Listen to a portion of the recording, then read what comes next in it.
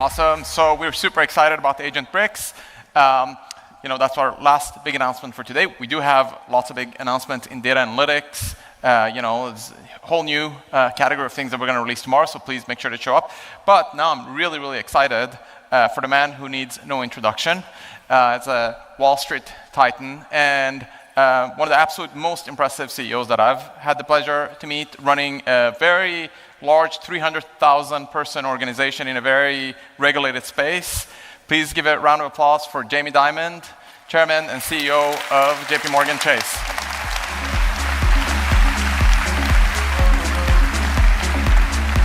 What a crowd. Thank you so much. Thank you.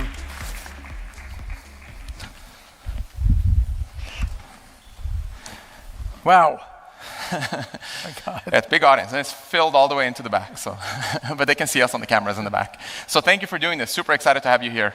Ali, I'm thrilled to be here. Thank you, folks. I look forward to this.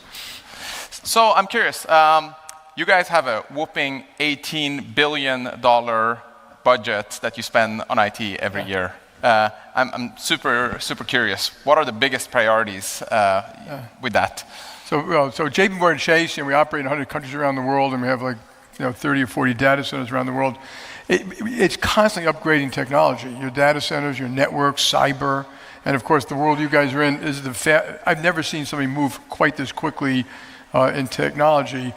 But in every part of the company, the corporate center does networks, cyber, policy, stuff like that, but we have 55,000 programmers. So every part of the company has their own devoted programs, credit card, sales and trading, movement of money, which you guys use some of your product on, at a very detailed level. And whenever we meet, anytime with reviews, we go through what people's technology and AI projects are, to make sure we're trying to do the right job for our clients. That's awesome. Curious, so obviously of that $18 billion, AI has got to be a big priority. Yeah. Curious, what's the aim, what's the goal, what are the biggest things that you guys want to accomplish with AI, and how do you think about it in general? Yeah, so we've always been big data. I mean, my whole life, when you're in our business, for the risk you bear, trading, we move $10 trillion a day. We buy and sell 3 trillion of securities every day. And in 2012, we first used Palantir. And I remember sitting down with the Palantir people and going through this AI thing, saying, holy Christ, this is unbelievable. So we, right after that, started our own department. And we're probably one of the few companies, and then in 2014, and maybe 7 years ago, we hired a woman called Manuela Velosa, who ran machine learning at Carnegie Mellon. We have 200 people in a research group alone that does that for us. We now spend about $2 billion on AI. We have something like 600 actual in-use cases. Some are really important, some are more minor. That number will probably double next year, maybe triple. It'll just keep on growing. I just saw the demonstration of the watermelon cucumber thing. We'll have hundreds of those, and hundreds of agents. And we're just starting to use agents. And we took AI/data out of technology. So we're probably one of the few companies that said it's too important, and technology does a great job, and obviously they're deep partners, and all of them. Yeah. But we put it at the management table. So the woman running AI and data now reports to me and our president, so that we can elevate it, and that we spend much more time thinking about what are we doing to accelerate it? Are we doing enough? Are we doing it right? As you know, we test a lot of things. We work with a lot of people in the Valley. It will change everything. We don't have our head in the sand. There will be no job, no process, no function, nothing that takes place that won't be affected by it, mostly for the positive. There will be job issues, some job losses. And the other part, which is I think the hardest part, is getting your own people. I'm not talking about me or even the tech people, but getting all the people who run these businesses to understand the power of it. So they're saying, hey, if you can do that, I can do this. And so they come up with intelligent projects to do.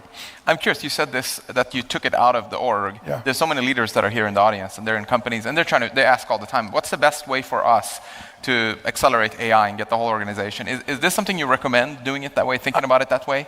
I do. And the problem with when someone says, again, this is not an insult to anyone in technology, but when it's in technology, it's part of a conversation. The person is at every single meeting I have with management teams, is part of every conversation, and the way to accelerate it, first of all, we have people coming out here all the time, all the time. just to stay on top of what you're doing. We have investments in 100 different companies out here. We're testing and learning. We don't mind failing and things. We test all the clouds, but having it there, put it this way, every time we meet, at every detailed meeting, so it could be like a small business credit card, it could be the movement of money, or it could be how we do swipes, or it could be sales and trading, FX in Vietnam. We have people saying, what can AI do to do that better? And I think you probably know, we actually use you guys to do, when we move all that money around the world, very often people want it in a certain place, and they want it in a certain currency, and this is now being done by AI. Databricks systems, I think we call it BRIE internally, to deliver the money that you want and the currency you want, at the price you want in a certain place. So, but the hard part is just review it every time. So there's no meeting that we don't say, what are we doing? What are you doing? Do you understand it? We opened up internal documents. We have 200,000 people using LLM on our internal data. So not this is not LLMs on the web. And the internal data the companies have probably dwarfs some of the stuff you have on the web. And it's very specific. Where you shopped and what you bought and what you did and how you spend your money and where you travel, what restaurants you like to eat at. So we're allowing people to use that internal, and we're constantly dumping more data into that. So started thinking with emails and just reviewing legal documents and things like that. But now you're going to get more and more data that could be analyzed inside. And eventually, because the data warehouse, data lakes you guys do, we can analyze this data, both internal data and external, without leaking the internal, which we can't do. We're just prohibited for a whole bunch of different reasons. So. Yeah, it makes sense. How important is this data? Can you have, is AI and data kind of separated, or you really need, a great foundation? And, we're so fortunate to have you guys as customers. Yeah. The hardest part's the data, which Yeah. It isn't the AI. It's not the machine learning, it's not the generative AI. It's getting your people to use it properly, but it's the data. So we have data, and not because we're dumb, but these companies were tons of mergers over time. So there's credit card data, there's credit card risk data, there's sales and trading data, there's consumer data, there's auto data, there's tons of FICO and credit score data. I mean, I forgot the number, but it dwarfs everything. So getting the data in the form that it could be usable is the hard part, and you guys have cracked a lot of that code because it's in different formats and different, if someone's hardwired in Exadata and some was, in the relationship databases, and some was completely unstructured, like just conversations that people had or, on call center, something like that. But now we're being able to access all of them to do a better job. Yeah, no, I appreciate that. And, I have to say, I'm very, very impressed just seeing how JP Morgan Chase organizes everything. I think it's just, you guys invest a lot in getting things right in the foundation. Yeah. And, that took many, many years. And, the push to the cloud, all of these things have taken many, many years. That's why you can move fast now and reap those benefits. But I have to say, personally, also for me, I think also you push, top down in your organization as well. And I see that lacking in some other large organizations. There's lots of fiefdoms and lots of different folks that are pushing their own, we got to do it this way, no, we got to do it that way, and then there's a stalemate. Yeah. So it's super, super impressive to see. Yeah. I'm curious if this has something to do with, you've seen many tech waves, in your career, starting with the mainframe, to the cloud, and now AI. What have you learned from these tech waves? And is there anything we can apply to this one that's coming now? Are there any similarities or any differences? Yeah, well, if you read history, I'm going way back now, tech is the thing that changed mankind. We were hunter-gatherers until you had agriculture. Agriculture created cities and specialties, and then you had electricity and water and the internet, and all these technologies, and then I don't consider the iPhone an invention because it's really 80 inventions put together in a beautiful piece of thing. How they roll out, they will roll out. They do change the world. They cause so many things you don't understand. Cars created suburbs, or shopping malls, or it just rolls through. There's a cosmological constant. It's always coming. The pace of it is different. The internet was invented. My brother worked at the Fermi Labs, and I remember visiting him in 1975 or something like that, looking at those little squiggly green screens. That was the ARPANET. And it was these big universities sharing data on experiments they were doing at the Fermi Labs to Niels Bohr Institute in Denmark or something. So it's coming. It'll all change everything. And we've always said you got to make it part of your life. So I've always had technology at the table. I've always had them part of the management teams. I've always had our people have to be, tech people have to be business literate. They got to understand your problems. Business people have to be tech literate. I don't have to understand how a lithium battery works. I don't have to understand exactly how your super agents work. I have to understand what they can do so I can deploy it. It's like the army using the weapons you have or something like that. So this one is faster. I mean, this one is faster. It's immediate. It's moving very quickly. I don't even know what it's going to do that much. I do know, my view is, don't spend much time debating it. Don't talk about whether you need large language models or small ones. We use data, AI, to hedge our equity books. So every second, and I'm talking about split seconds, when we move money, we're doing 6,000 movements of money in a split second. And you can't run an LLM model against that. But you can use much more confined data, which is doing AI in much smaller models, and you just got to get good at it. Don't put your head in the sand. I know a lot of companies are worried about it. What are they going to tell their people? What I tell their people is, we are going to be the best at AI. Large models, small models, this cloud, that cloud, just use technology to do a better job. If you don't, you'll be left behind. There may be winner take all in certain categories. I also don't want to be arrogant about it. JP Morgan's ahead of a lot of people. On the other hand, you guys are going to be able to deploy your, as a competitive matter, my competitors will get it from other people too. And then, people who serve smaller banks, they're going to use your stuff and deliver it to them. So, all the competitors will have it. It isn't like you're going to be the only one with these weapons, but maybe being first matters a lot in terms of having data. So this is going to be fun. This is going to be hard. This will change a lot. And the other thing about jobs, it is what we learned, like in a call center. I thought, oh God, go to a credit card call center. People spend $1 trillion a year on our credit card, and that will employ data. It'll just change the calls. It doesn't work like that. You have to deploy it on a task, at least so far. Yeah. And when you're deploying that task, you can deploy it on another task, and it works on that task. It will reduce jobs. And make our lives easier. But I tell people, we have in operation centers and call centers, 150,000 people, but the turnover is 15 or 20%. So I look at attrition as being your friend if we know it's going to change, and then we can retrain and redeploy people. So a lot of those people are very talented. They know our client base, or they can upskill. So a lot of things you can do that can take care of your people. We are going to take care of our people. And the other thing about AI, it's going to be used by bad people. We know that. Just so we're cars, planes, pharmaceuticals. So you need some kind of understanding of that.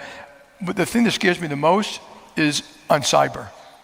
And I've heard literally in the last week or two, we spend almost $1 billion a year in cyber protection just in the last week or two about how people are using agents to try to penetrate major companies. And that's scary stuff. And so we have to really make sure we protect ourselves. And there are bad guys already using it. And of course, we're trying to use it to combat them. So, but it's also true with all technology. All ways, technology, right? yeah. It's just this one maybe is faster. This is faster, and cyber. The thing about cyber is, I tell people, like when you talk about warfare now, it's here. It's in our computers. It's in our skies. It's in our satellites. In our wireless. I don't think a lot of Americans realize how bad cyber is. Just that as an act of war. I'm not talking about ransomware. Can I ask about that?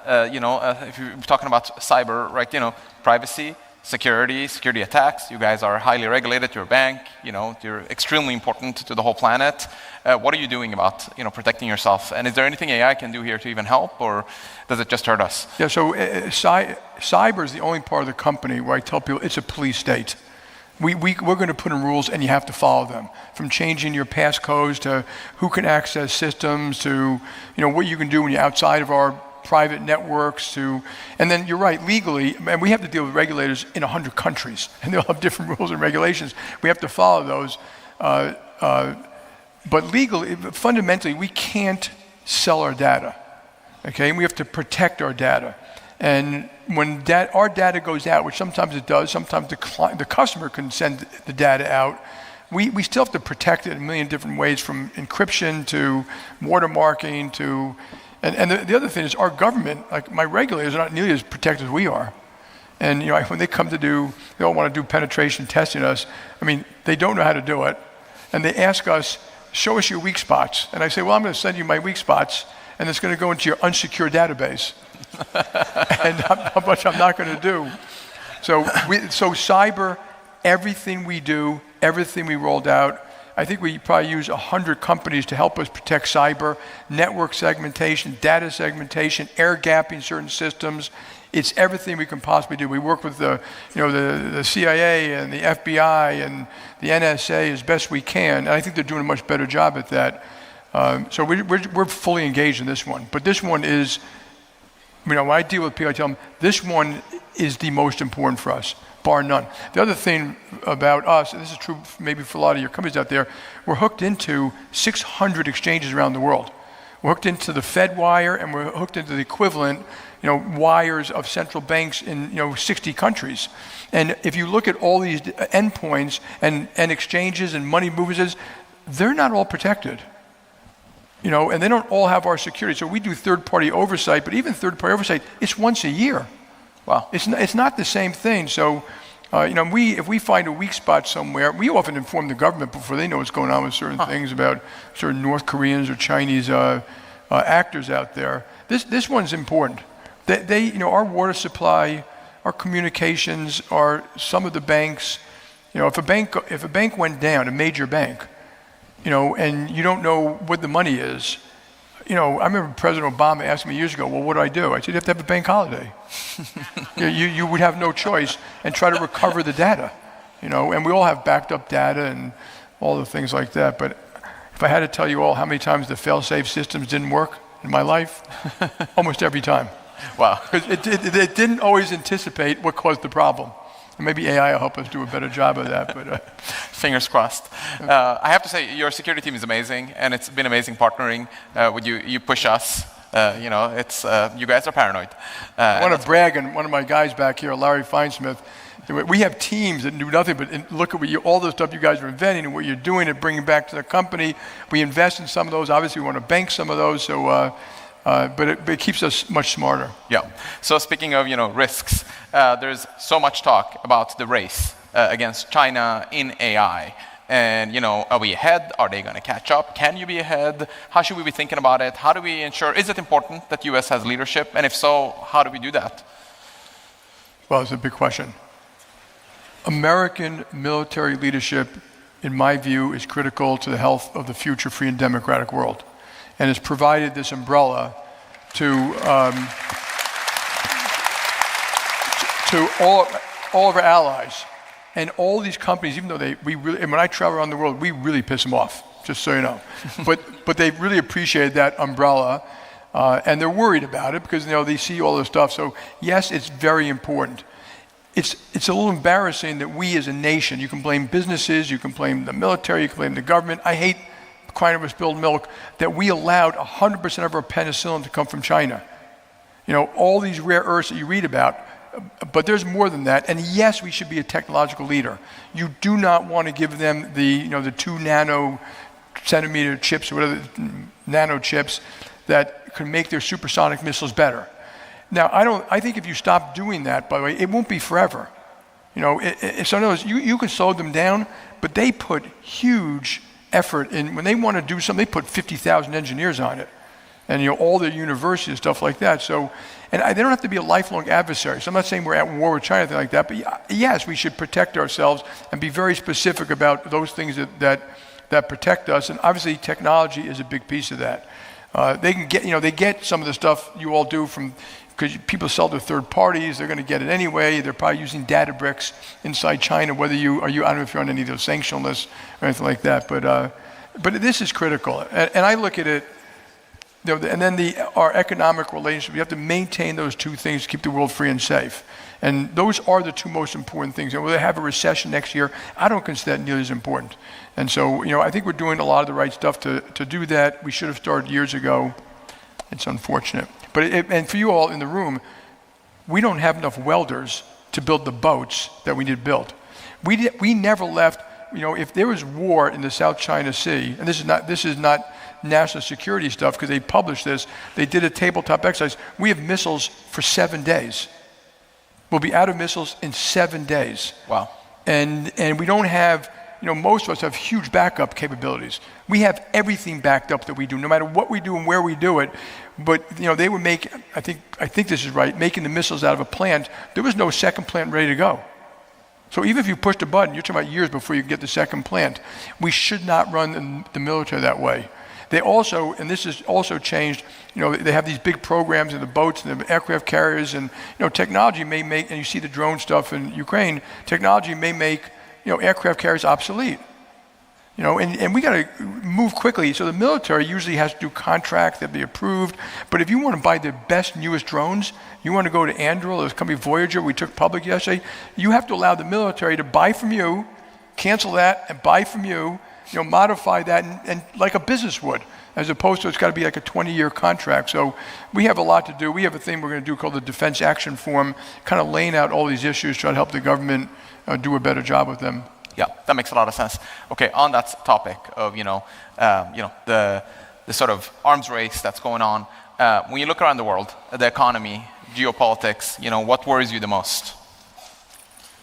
Yeah, it's what I'm about to say is not the ugly American, but America is indispensable.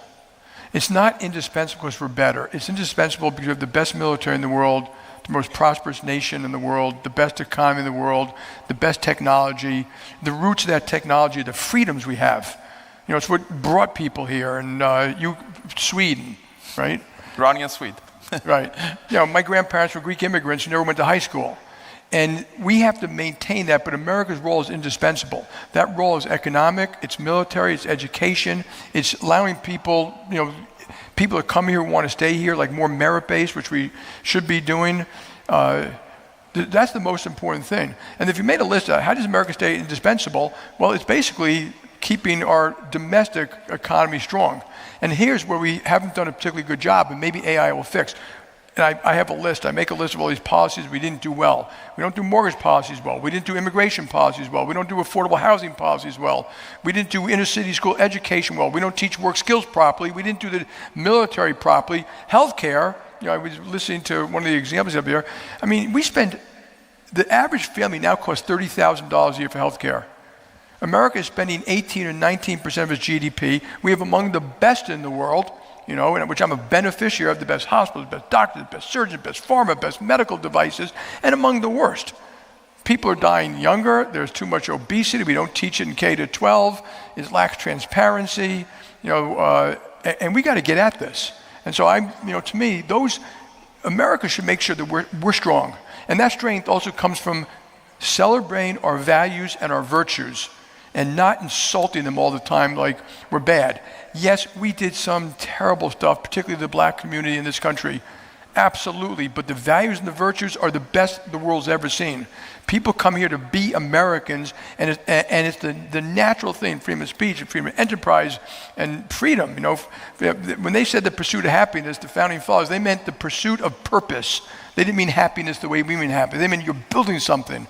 You're accomplishing something. That purpose could be teaching, it could be building, it could be being an entrepreneur, it could be just being a great parent or something like that. And those values and virtues, we've hurt. And right, like I always feel if you some of you all played on sports teams, if you have a sports team that's tearing itself apart, it will not win. Yeah, we're kind of doing that a little bit of that today. So I think that's keeping the nations indispensable also means keeping ourselves strong. And super inspiring. Thank you.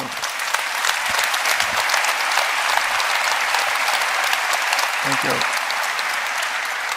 That's super inspiring. It's energetic. The best way to accomplish change is to make it happen. If required from you 3.5 years from now, would you run for president? All right. How many of you would vote for me?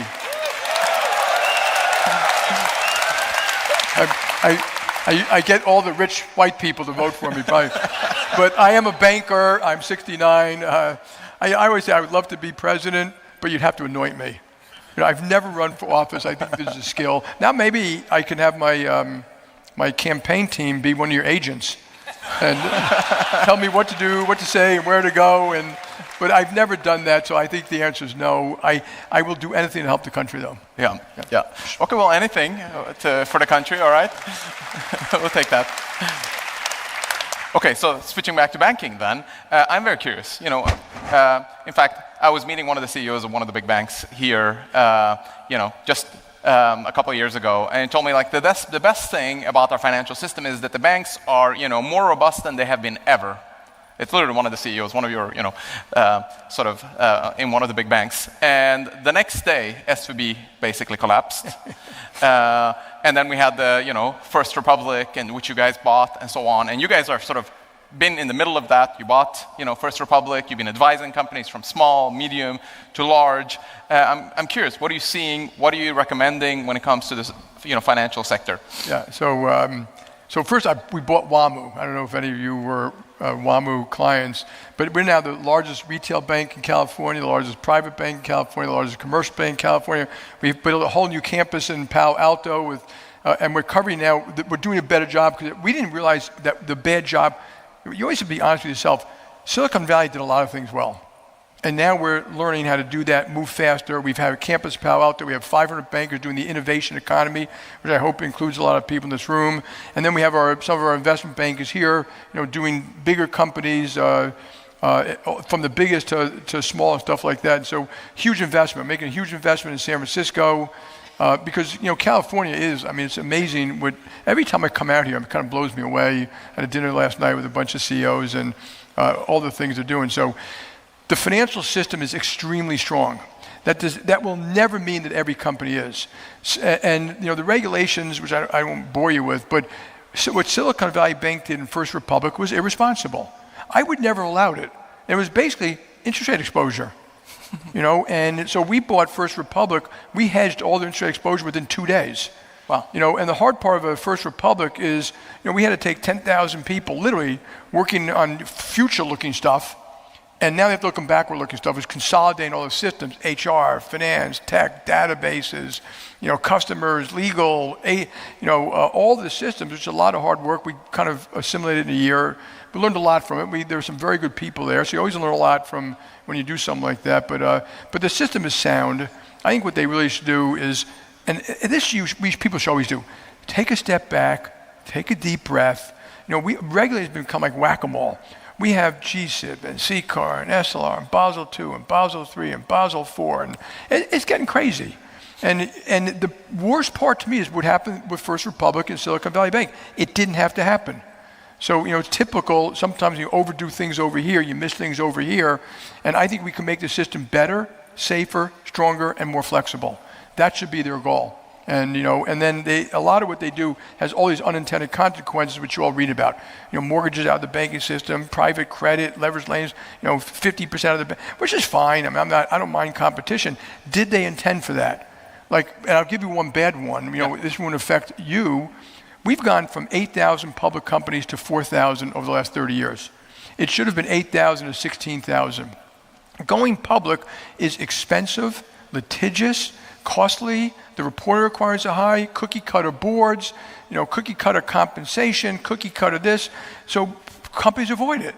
And is that the right thing? Because I think you'd have a better system, and Sweden does it. One of the benefits by being JP Morgan, you can see the world. They've created a small, think of $1 billion company, $500 million, that can go public, that people want to invest in, that's got sponsored research with less reporting requirements, less costly SEC type of things. And it's caused a vibrant equity business there. And I think we should go back to doing something like that and just make it easier if that's the way you need to raise capital. You guys don't have to do that. Some people don't have to, some need it, and some want to for a whole bunch of different reasons. But yeah, I think we just make the system better. Yep. And it's a shame. What you don't want 2 banks failed, and the whole world, was going hysterical, breathing over this thing. And I could have told you it was going to happen. And I'm not hysterical at all, And if rates go up, I always tell the regulators, we're prepared for rates going to 8% or something like that, or 9%. We'd still be fine, But I've always told them, but you wouldn't be fine. You're not prepared for it. And so I guess it's a risk management thing. We always look at risk management, not guessing the future, but laying out the wide range of possibilities and then studying, can you handle that? And in fact, I know our CFO is looking at one of your guys' things, we call stress testing, to see how he can use some of your agents to do a better job on certain stress testing. But the Fed has us do 1 stress test a year. We do 100 a week. I mean, literally, I could care less about their stress tests.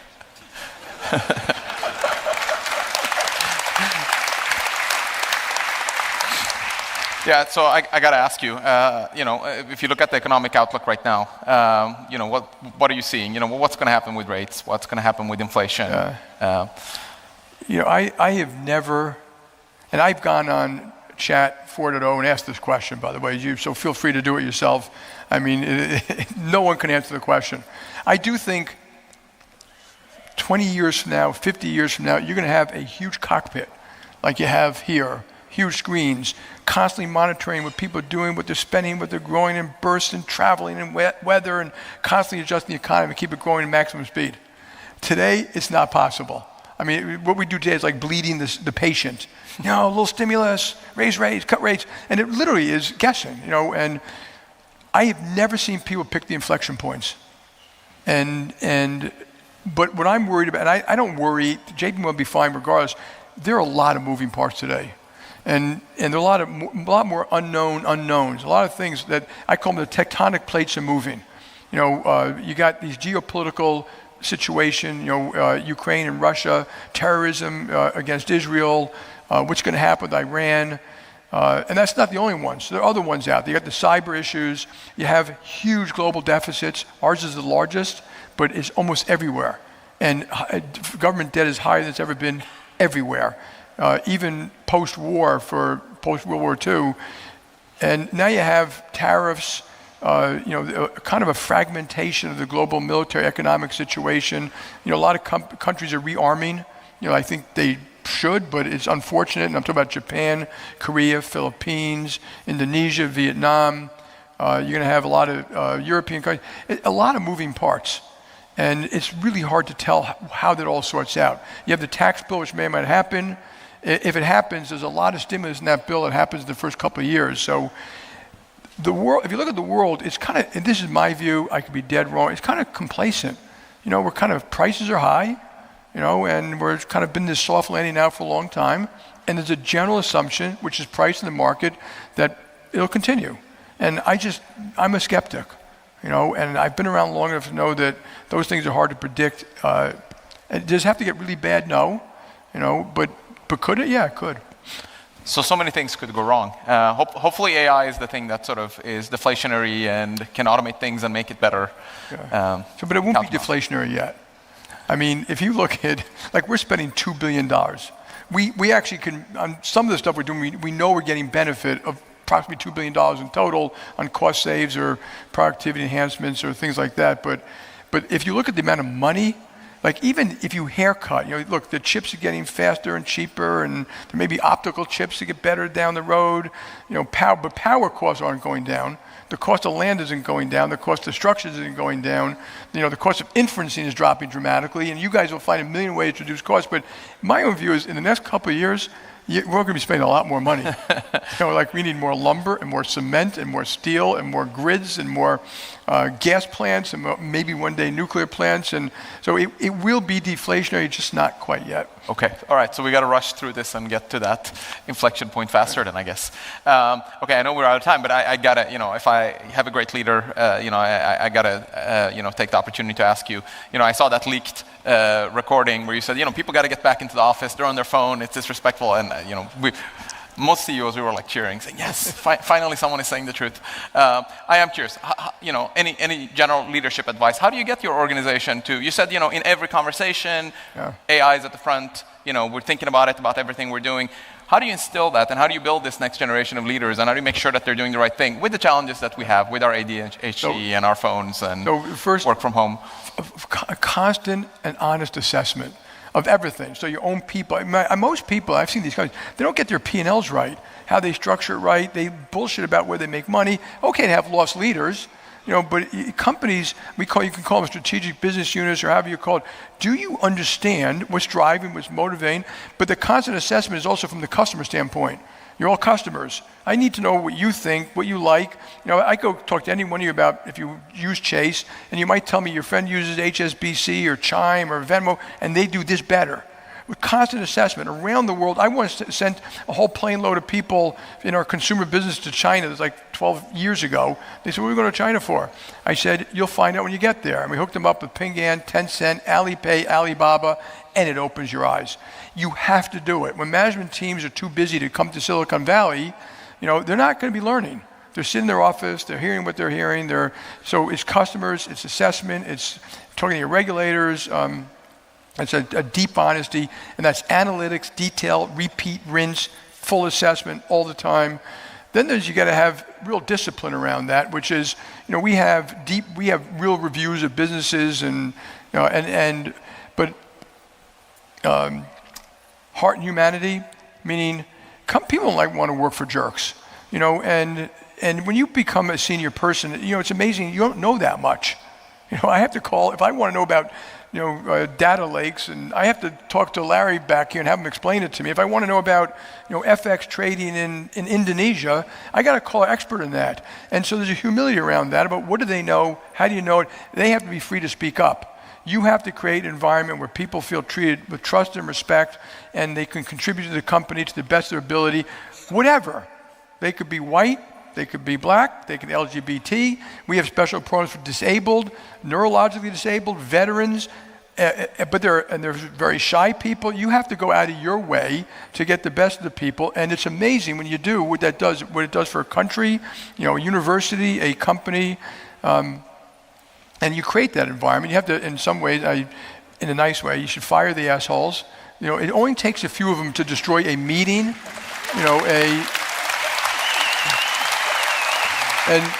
But I hate to say this, sometimes those assholes include customers.